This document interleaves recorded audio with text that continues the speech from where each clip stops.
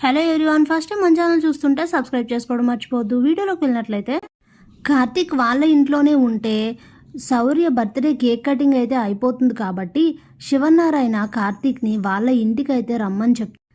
ఇక ఎక్కడికో బయటికి వెళ్ళాలని చెప్పి రమ్మంటాడు తప్ప వాళ్ళ ఇంటికి రావటానికని అసలు ఎవరికీ తెలీదు. ఇక పారిజాతం తప్ప మిగతా అందరూ కూడా కాంచన వాళ్ళ ఇంటికైతే వస్తారు. ఇక అందరూ మొన్న పెళ్లిలో సుమిత్ర తాళి తీసింది కదా, ఆ విషయాన్ని అయితే అందరూ గుర్తు చేసుకుంటారు. ఇంతలో అందరూ లోపలికి వెళ్ళిపోతారు. అప్పుడే దీప కార్తీక్ని దీని వెనక నీ హస్తం ఏమైనా అని అంటే, లేదంటే నువ్వు నమ్ముతావా, ముందు నువ్వు లోపలికి పద అని చెప్పి ఇక ఇద్దరు లోపలికి వెళ్ళిపోతారు. ఇంతలో పారిజాతాన్ని శివనారాయణ అయితే శౌర్యకి డ్రెస్సు అలాగే చాక్లెట్స్ అన్నీ కొనుక్కొని రమ్మని చెప్పి తనని పంపిస్తారు. అన్నీ కొనుక్కున్నాక పారిజాతం కార్తీక్ ఇంటికి ఎలా వెళ్ళాలని ఆలోచిస్తూ ఉంటే ఇంతలోనే శ్రీధర్ తనకు కాల్ చేయడంతో ఇక శ్రీధర్ అలాగే పారిజాతం ఇద్దరూ కలుస్తారు.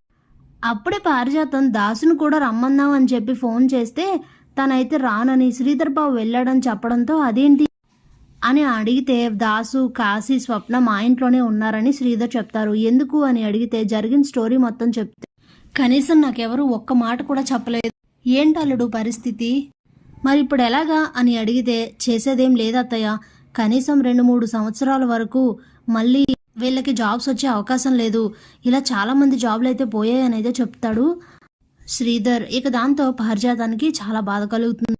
సరే అని చెప్పి అక్కడి నుంచి అయితే కార్తీక్ వాళ్ళ ఇంటికి వెళ్తారు ఇద్దరు. శ్రీధర్ని చూసేసరికి శివనారాయణ వాళ్ళంతా కూడా కొంచెం శివనారాయణకి కోపం వస్తుంది. సర్లే తన తండ్రినే కదా పిలుచుకుంటాడులే మామూలే అని అనుకుని సైలెంట్ అయిపోతాడు. ఇక ఎవరు ఊహించని విధంగా శ్రీధర్ వెళ్ళి శౌర్యకి విషెస్ చెప్పేసి అలాగే శివనారాయణ దగ్గరికి వెళ్ళి ఎంతసేపు అయింది మామయ్య గారు వచ్చి అని అడుగుతాడు. స్టన్ అయిపోయి అలా చూస్తూ ఉండిపోతారు అందరూ. ఇంత చక్కగా ఇంత పాజిటివ్గా అసలు శివనారాయణతో ఎప్పుడైనా మాట్లాడడం చూసారా, అలాంటిది లేదు కదా, అందుకే అలా షాక్ అయి ఉండిపోతారు. ఇక దానికి శివనారాయణ అయితే ఏం సమాధానం చెప్పరు. అప్పుడే దశరథ్ ఇప్పుడే వచ్చాంలే బావా అని చెప్తాడు. ఇంతలో పారిజాతం అయితే శౌర్య కోసం కొన్న టెడ్డీ బేర్లు చాక్లెట్స్ అలాగే తనకి కొన్ని ఫ్రాక్స్ కూడా తీసుకుంటుంది. అవన్నీ అయితే పట్టుకొని వచ్చి శౌర్యకి ఇచ్చి విషెస్ చెప్తుంది. చాలా థ్యాంక్స్ జోగ్రాణి, ఇవన్నీ నువ్వే కొన్నావా అని అంటే, మీ ముద్దుల తాత కొనమని చెప్పారమ్మా అందుకే కొన్నానని చెప్తుంది.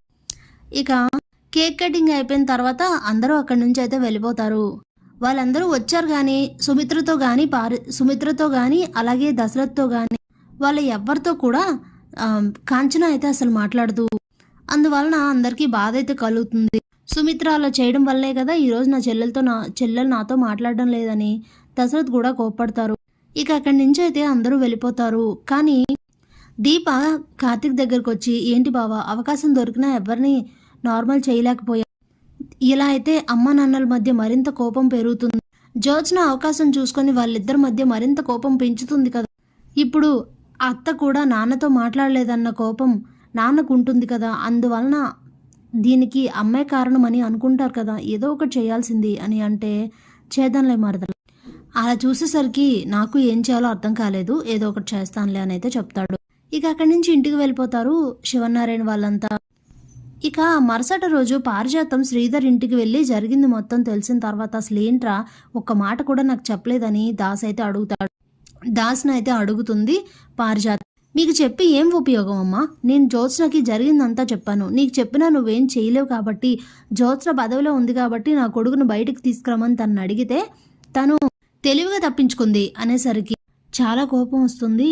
ఇక పారిజాతానికి వాళ్ళతో మాట్లాడేసి అక్కడి నుంచి వెళ్ళి జ్యోత్స్న అయితే నిలదీస్తుంది. ఏంటిది, నువ్వేం చేసావో తెలుసా, నీ తమ్ముడిని ఎలా బయటకు తీసుకురమ్మంటే ఎందుకు తీసుకురాలేదు అని అడిగితే, గౌతమ్తో నాకు పెళ్లి జరుగుతున్నప్పుడు ఆపి హెల్ప్ చేయమని అడిగితే వాడు హెల్ప్ చేశాడా, వాడు నాకు హెల్ప్ చేయాలన్నప్పుడు నేనెందుకు హెల్ప్ చేయాలి అంటే ఇక చాలా కోపం వస్తుంది పారిజాతానికి.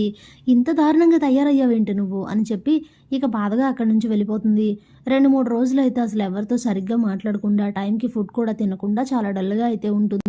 ఏం చేయాలి ఇప్పుడు, అసలు ఇలా నా కొడుకు అలాగే వాళ్ళ ఫ్యామిలీ అందరూ వెళ్ళి శ్రీధర్ ఇంట్లో ఉండడం అంటే వాళ్ళకు కూడా చిన్నతనమే కదా, ఏం చేయాలి అని అయితే ఆలోచిస్తూ ఉంటుంది పారిజాతం. ఇంతలోనే ఇదంతా 2 రోజుల నుంచి చూస్తున్న శివనారాయణ పారిజాతం దగ్గరికి వస్తారు.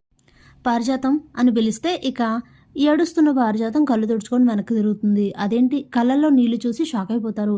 అదేంటి నువ్వు ఏడుస్తున్నావా, అందరినీ ఏడిపించడం తప్ప నీకు ఏడవడం రాదనుకున్నానే, నువ్వెందుకు అలా ఉన్నావు? 2-3 రోజుల నుంచి చూస్తున్నాను. శౌర్య పుట్టినరోజు అయిన తర్వాత నుంచి చూస్తున్నాను. ఏమైంది? ఎందుకు అంత డల్గా ఉంటున్నావు?